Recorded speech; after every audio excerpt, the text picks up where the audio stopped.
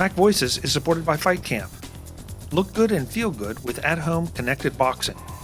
Try it free for 30 days at joinfightcamp.com/voices. And by Linode, your solution when you need a virtual server in the cloud. Use the code MacVoices to take $20 off your first purchase at linode.com/MacVoices. Welcome to MacVoices. This is the talk of the Apple community, and I'm Chuck Joyner. Folks, today I'm really excited because not only do I have a Take Control author, I have a Take Control author that I haven't talked to in a long time, and I have a friend who I haven't seen face-to-face in a long time. Mr. Andy Affleck is back. He's going to talk about his newest addition to Take Control of Podcasting from Take Control Books. Andy, great to see you. Thanks for being here. Yeah, thank you very much. It's good to see you again after all these years. I know. I think the last time we saw each other in person, we did a bit of a tour of the Las Vegas Strip. That would be 13 years ago. Nah, that can't be right. That can't be right. 2007 New Media Expo. Wow. Okay, well, time flies when you're having fun, right? I guess so. That was still one of the most fun times I've ever had traveling. I still talk about like that one day just walking around Las Vegas and just enjoying it. Just, it was just, It's still one of my favorite memories. Yeah. And that expo was fun. Hanging out with you was fun, and hanging out with some other of our friends was fun. And Vegas, of course, is such a great city, and I hope we all get to travel back there sometime soon, one way or another. Nice. So, yeah. So after all this time, you have once again updated, and I think there were one or two revisions in between, but you're updating Take Control of Podcasting. Obviously something near and dear to my heart, and it must be to yours too, because you're still writing about it. Still writing about it.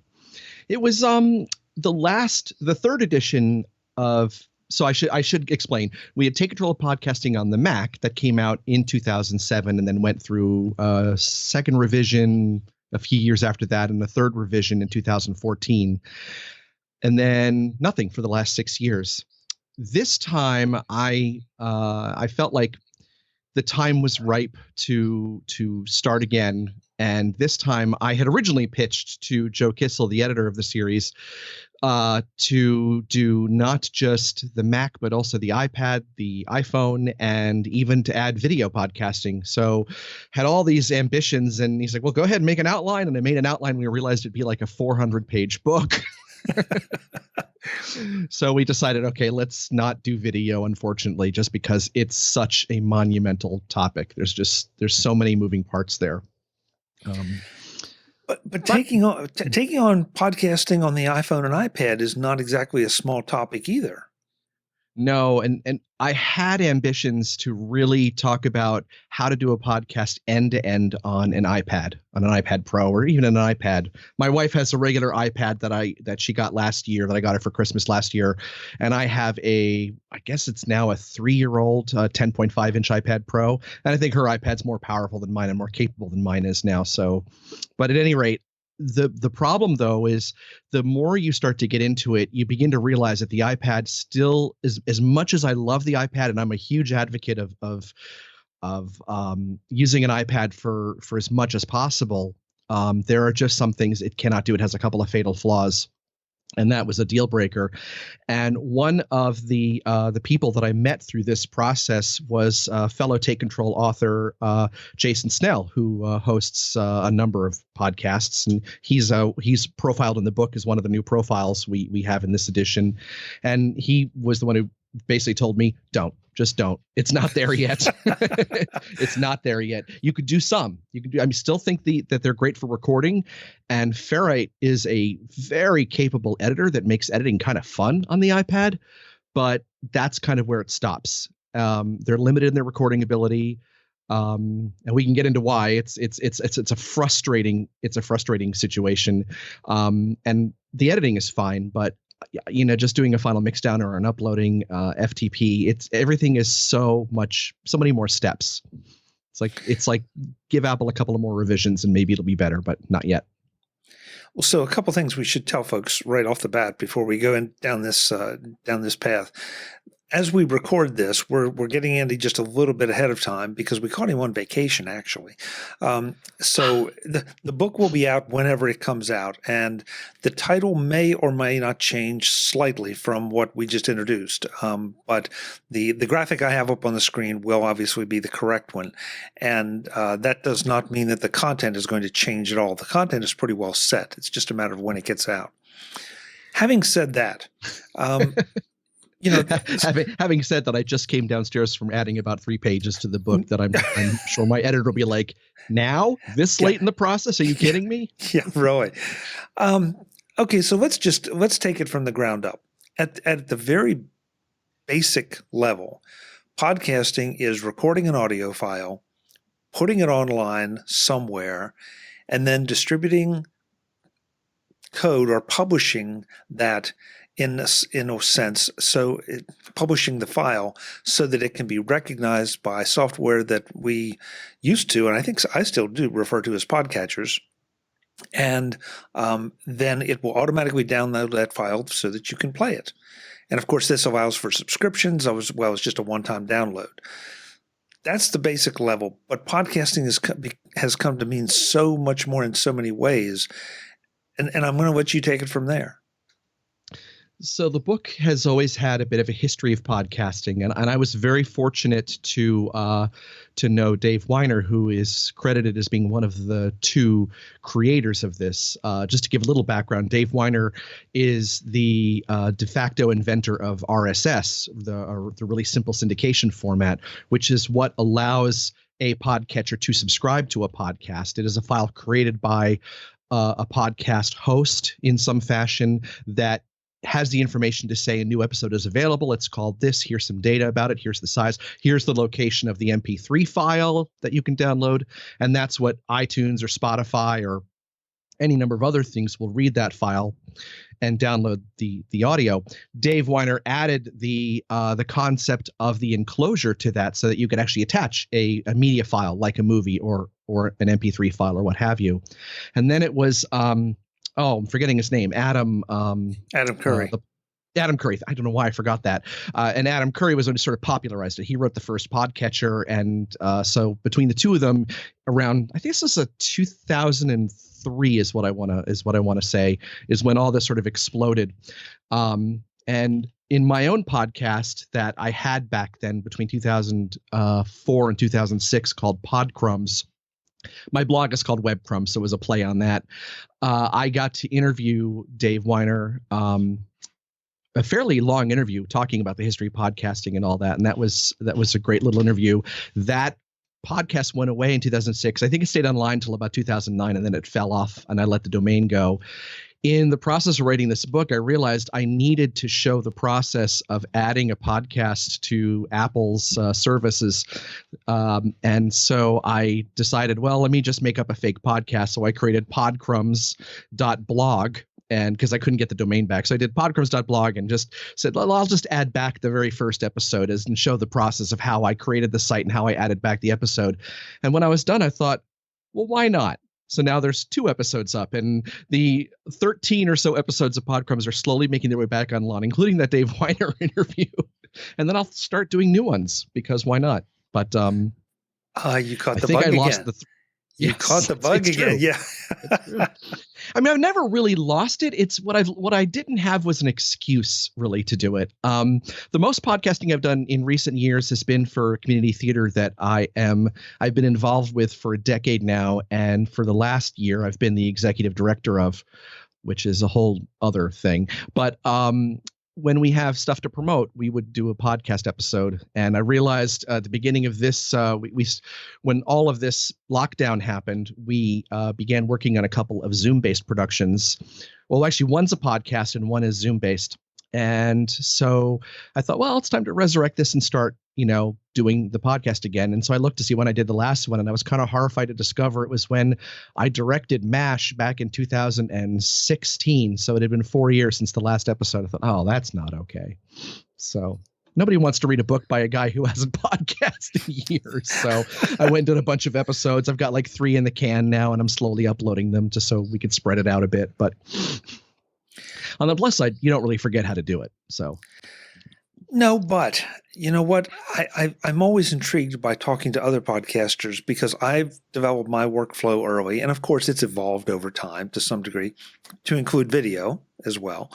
Um, but there are so many different workflows for creating a podcast because there's so many different tools now, tools we didn't have. I mean, I distinctly remember being on a stage at Macworld in Boston, the last Macworld Boston, showing people how to hard code their own RSS feeds for a podcast because there were no tools at that point. You pretty much had to figure out how to do it yourself, write the code, and then find out how to publish it.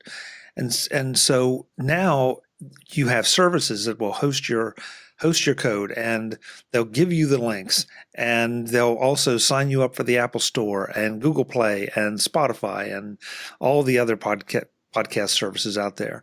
So, I mean, how have you evolved your book to address some of these really nice services, really great services that are out there? We just do. It's a lot of research, a lot of reading, a lot of talking to other podcasters, a lot of groundwork. I started working on the book in earnest back in May or June or so. So it's been, I've had some months now where I've just really dived deep into this. One of the many new sections, because we have, it is a bigger book than it was before. Some of the things haven't changed a bit, like the GarageBand workflow. It's almost identical to what it was before. All I really had to do is update the screenshots because the UI drifted a little bit. It's actually not all that different than it was 5 years ago, but it's enough. It's different enough that I had to update the graphics. But we added new sections like how to monetize your podcast, because that's a big thing now. It was a big thing then, but back then it was more like, well, this is really just sort of a beginner book and we don't really want to talk about, we felt that was a bit of an advanced topic. But now it's like, no, that's a basic topic. And a lot of people, that's one of the first things they say. It was like, I want to do this, but how can I make money doing this? And let me make my watch not make noise. Quiet. And so we added monetization. We added a lot of these services. I spent yesterday, I spent at least a couple of hours playing with Descript, which is a new interesting service which lets you edit your audio in a text editor. And when you remove words, it's clipping out those particular sounds. But even stranger is they'll give you some text that takes about 10 minutes to read. You record you reading that text and submit it. And then they make a text-to-speech version of your voice. So you can actually replace words in this text editor and it'll say them in your voice. And when you do individual words or like small phrases, you really have to listen hard to tell it's not you. But for full sentences, you can tell. It's certainly it's like something, the uncanny valley kicks in when it's enough text that you go, wait a minute, that's not me. But that was an interesting thing, and all of that work looking at that service netted about a paragraph of text in the book. But that's what you do. You've got to go through and find these things. So I talk about a lot of services that I never talked about before. TalkShoe, which was around then, but I didn't talk about it. But TalkShoe is in the book now. Forecast to do chapters in your MP3 file. Other services that I'm now blanking on, but we've got a lot of them in there. As for workflows, one of the things I was working on just in the last hour and a half or so is bringing back the notion of the live recording, as opposed to sort of explain to anybody who may not podcast, who may not do it yet or may be looking to start. There are a number of ways to do this, but the two most common ways to do a podcast is, the one way is to record everything. You just record, and then you take it, you go home, you clean it up, you edit it, you remove the ums and the ahs and the sniffles and whatever else, and you get it just right. You put it in GarageBand, you line up the tracks, you put in some music, you put in an ad, maybe you put in some other stuff. You make it the way you want to make it, and it sounds great if you do it right. The other way to do it is just simply record, and you can set it up so that you can have like Rogue Amoeba, you can do it all the Rogue Amoeba. Rogue Amoeba is my favorite company because they just do everything. Rogue Amoeba is perfect. You could have Farrago, which is their little soundboard tool, and you can just have like silly sound effects. You could play music. You can put music into your show. You can interview somebody and do the whole thing live and edit nothing. You can live stream the whole thing, edit nothing, and then just put it up online as it is, warts and all. And then there are all variations in between those. And so the book used to talk about that, but really the live concept where you bring in all these sounds and sort of DJ live while you talk, that was a sidebar in the earlier editions of the book, and it was removed entirely from the third edition.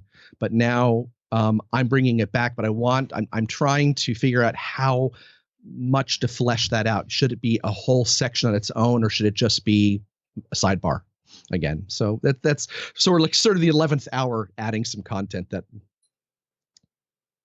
So may or may not get there, but yeah, I wrote a whole thing on Loopback today from Rogue Amoeba, and my editor is like, I don't know if we want to talk about that. It's a bit of an advanced topic, so it is a beginner book, so it might not make the cut. Today's edition of MacVoices is supported by Linode. You can build it on Linode. When it comes to websites, you have lots of choices, and there are lots of things to consider. But when making your decision, you should be sure to look at Linode, because they check off all the boxes. Easy to set up, one-click installs for things like WordPress, Minecraft servers, and VPNs? Check. Fast SSD servers to make your website super responsive? Check. Industry-leading processors to, again, make your website super responsive? Check. Data centers around the world so that your website can be where you want it to be? 10 of them, in fact. Check. An easy-to-use cloud-based interface for managing your site? Check. Tools to make deploying and maintaining, provisioning, securing, monitoring, and backing up your infrastructure simple? Check. In fact, pretty much anything you have on your list of server wants and needs can be satisfied by Linode. And it gets better. Visit linode.com/MacVoices and get $20 off your first order. Linode.com/MacVoices to save $20 on your first order. Check them out and get your server up and running today. Linode.com/MacVoices. Thanks to Linode for their support of MacVoices. Fight Camp is supporting this edition of MacVoices. Look good and feel good with at-home connected boxing. Do you get bored with your workouts? Me too. So why not find something brand new? Fight Camp. Fight Camp brings the boxing gym to your home with all the gear and top trainers provided. Boxing workouts are a great way to get in shape, combining cardio and strength training. The gear includes one of the best freestanding punching bags on the market, great boxing gloves, and quick hand wraps, along with punch tracking sensors that provide real-time progress and stats on any iOS device. That makes Fight Camp workouts great for adults and kids as well, since kids' gloves are also available. Watch your progress through your milestones and develop that goal-crushing mentality in every part of your life. Healthy body, healthy mind, and all that. And with over 400 different workouts for all fitness levels and skills, and 4 new ones added each week, you will never run out and get bored. Fight Camp offers flexible financing for as low as 0% APR, and right now, as a limited time offer, you can try Fight Camp for 30 days with their money-back guarantee. Just go to joinfightcamp.com/voices. That's right, try Fight Camp for 30 days, and if you don't love it, they'll refund your money. Train like a fighter and turn your sweat into results. To try Fight Camp for 30 days, just go to joinfightcamp.com/voices. joinfightcamp.com/voices. Thanks to Fight Camp for sponsoring MacVoices. And you know, I think that's a really interesting point, that you're trying to tackle a topic that would seem at first glance to say pretty easy. Okay, I record, I post, I publish, and I've got a podcast. But your comment about Descript, editing audio via text is something that's just now suddenly becoming an option because of all the transcription services and the quality of the transcription services. There's the temptation to dig into a whole lot of hardware because, at heart, we're all hardware geeks of one stripe or another.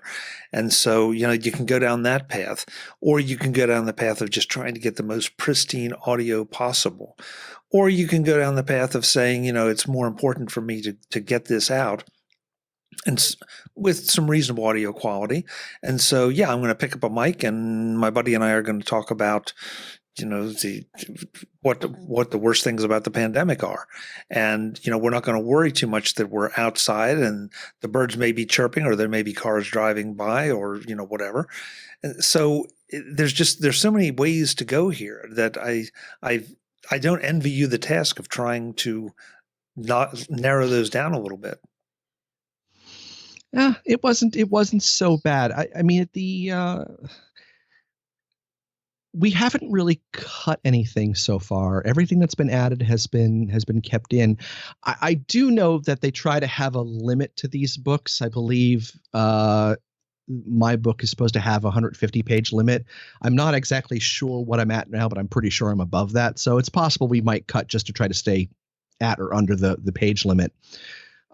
Page limit being a thing in air quotes because, it's an ebook, but page limit, I guess, as far as the file in Nicest Writer Pro, which is, I guess, what we're going by. We write in Nicest Writer, which is a nice throwback because I used to love that app back in the 90s, dating myself here. But yeah, it is tough to sort of understand, to look at it all and say what deserves to be in here and what doesn't deserve to be in here.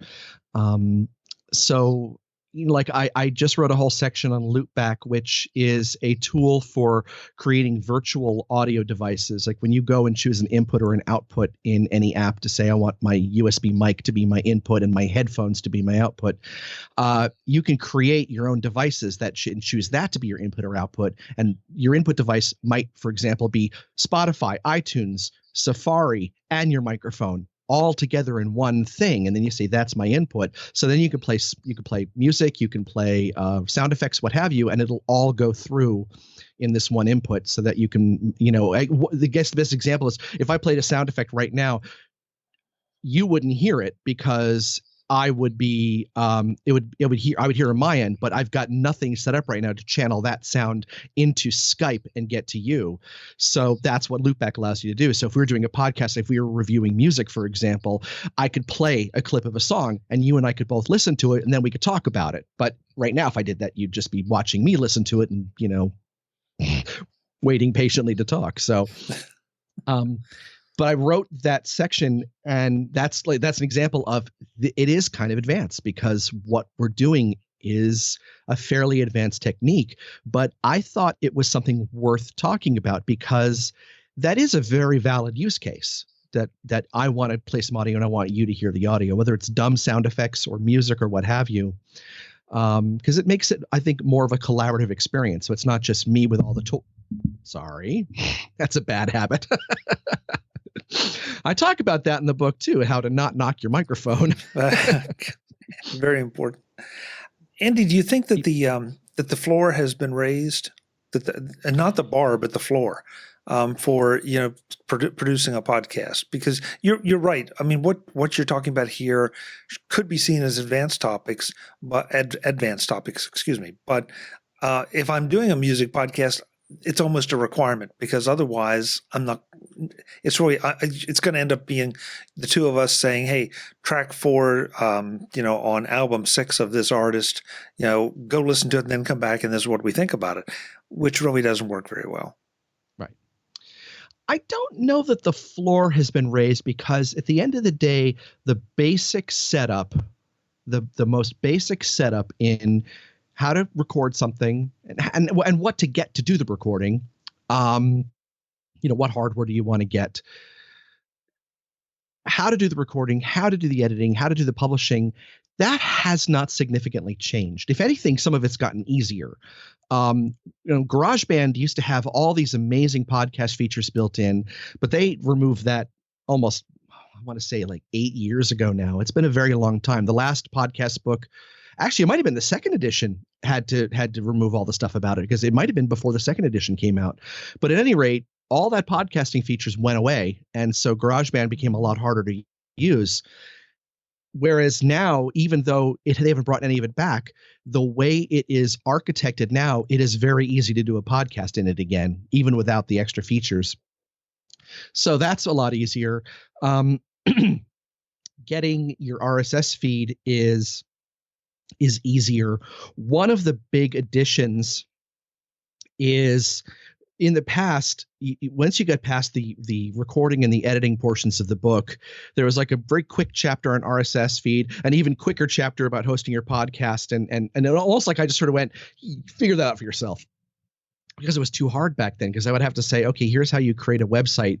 Here's how you download a tool like WordPress and install it and get it set up. And, that's not easy. But this time around, I decided that, well, I make a case for GarageBand and Audacity, much as I hate to use Audacity because I think it's an ugly program, but GarageBand, Audacity, and a few others, here are these tools that you want to use. So I decided I'm going to do the same thing with a web service, and so I chose WordPress.com. And I do now walk you through setting up a WordPress.com account, setting up your first website, how to create a podcast in it, and how to do everything in it. It's going to be a little controversial because my day job, I work for Automatic, which is the company behind WordPress.com. But as I make a point in the book, I've been using WordPress to host my own stuff since 2008. And in a little bit of lyric prose, I on my part, I said, I don't work at Automatic. I don't love WordPress because I work at Automatic. I work at Automatic because I love WordPress. So that was but there's a huge disclaimer to say, look, I know I work there, but that's not why I'm promoting this. I'm promoting it because I really do think it's the best service. And when I compared the prices of it versus Squarespace, for example, WordPress came in cheaper, and so that was enough for me. I'm sure somebody will call me out on it. What can I do? Well, but you listen. I think it's great that you've done the disclaimer. You're open about it, and at the end of the day, it's a very viable option to go that way, especially to get started. And taking nothing away from, since you named them, Squarespace. I mean, every one of the services has advantages and disadvantages, and to my way of thinking, each one of these, they're not, it's not a puzzle. It's almost like a recipe that you put together so that, okay, I'm going to record my show doing this, and this, but now instead of using the WordPress part of the recipe, I'm going to use the Squarespace part of the recipe, or I'm going to host my own WordPress .com, or I might be using the service that I use, Libsyn, to host and create the website. So they're different parts to the recipe, and each time you break apart one of those parts and try to look at all the options, I mean, those options can go on forever in any one of the parts of the recipe. Right. Exactly. And and I make it clear too that if you want to host your audio files on WordPress.com, you do have to pay, and it's not free. The free plan works for doing your podcast website, but you have to host the audio somewhere else, and that's where Libsyn or a Blueberry or something else comes in. So you say, well, I put my files over there and I link to them, but this is where the website itself lives. So there is a free option. You don't have to pay for WordPress.com. Just you have to pay somebody, because you have to host your stuff somewhere. And I don't know anybody except maybe Anchor FM, which is another service I've now talked about in the book that we didn't talk about before. Anchor FM, and I can't believe I'm blanking on it. I just wrote this like 2 days ago. Anyway, there's a number of services out there that provide free end-to-end everything, Anchor being one of them. And they do this by advertising. And they do, and it's revenue sharing too. So not only will they put ads into your podcast, but you will get money as well as they will. So you both get paid for it. So, which I think is a kind of a nice deal. So, thinking about that, do you address the issue of who owns your podcast when you use some of those services? No, actually, but it's a good thing we haven't published yet. I still can. Because I know that there's been some services out there, and some of the free ones, and then when you look at their licensing agreement or their use EULA, that okay, you've uploaded your podcast, so we own it from the standpoint of we can do whatever we want with it. Now if I have the separate file, I can obviously do what I want with it too. But by uploading it, you've given up some rights, and it's just something to think about, folks, when you're picking those services. I know WordPress.com does not do that because that's The founder of, or the CEO of the company, Matt Mullenweg, is also one of the co-inventors of WordPress itself. And WordPress's central ethos is democratizing publishing. And so it's sort of built into the DNA of both WordPress.org, which is the open source project, the free and open source one that you would download and install on your own server, as well as on WordPress.com and Automatic as a company, that you own your content, period, full stop, everything. So I know that's not the case there. I don't know. Well, you use Libsyn, you said, right? Yeah. So do you know what their policy is toward that? It's my show. It's Okay. my show. It's the free one. It's the ones that you don't pay for that you have to Like really Anchor. pay attention to. Yeah. And again, and I haven't looked at their EULA in a long time. So, folks, just be aware of it. That's all. It's not a bad thing. And you may be quite happy to make that trade-off. But it is something for you to pay attention to. Andy Affleck will be back in the next edition of Mac Voices in part 2 of our conversation about take control of podcasting.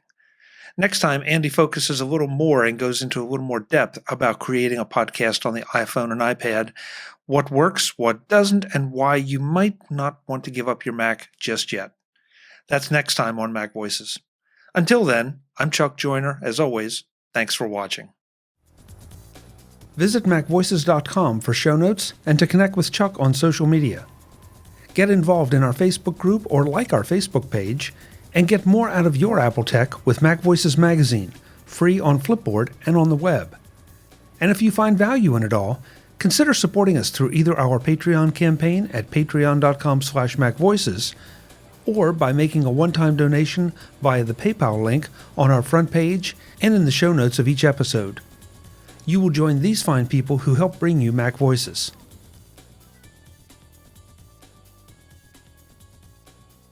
Advertising handled by Backbeat Media at backbeatmedia.com. Bandwidth provided by CacheFly at cachefly.com.